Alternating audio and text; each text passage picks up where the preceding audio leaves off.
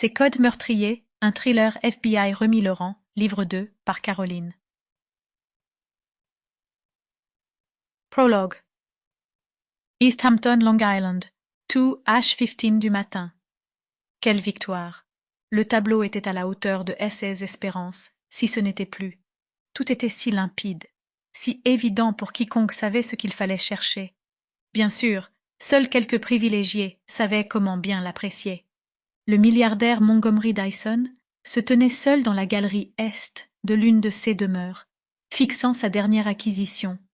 Une chaude brise d'été passait par la fenêtre, apportant avec elle l'odeur de l'eau salée et le bruit des vagues de l'Atlantique.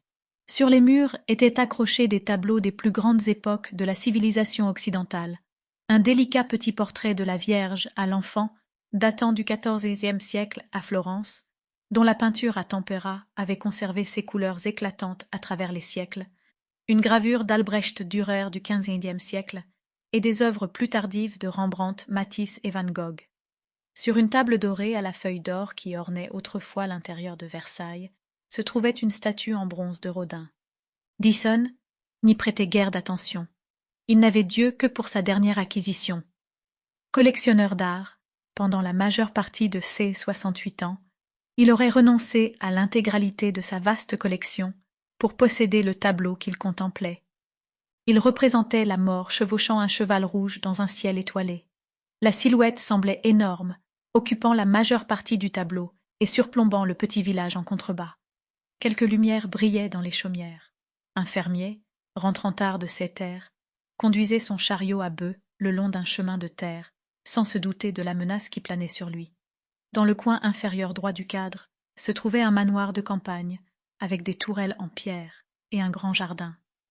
Des lumières vives émanèrent d'une série de baies vitrées dans une aile, laissant supposer qu'une fête battait son plein. La mort semblait se diriger vers le manoir. Elle avait un bras levé, la courbe cruelle de sa faulx encadrant une constellation dans le ciel nocturne. « Fascinant, » murmura Dyson, en examinant les étoiles dans la peinture. Il se dirigea vers une étagère en acajou et récupéra un volume relié en cuir. Tout en feuilletant les pages, il jetait un coup d'œil à la peinture, puis au livre.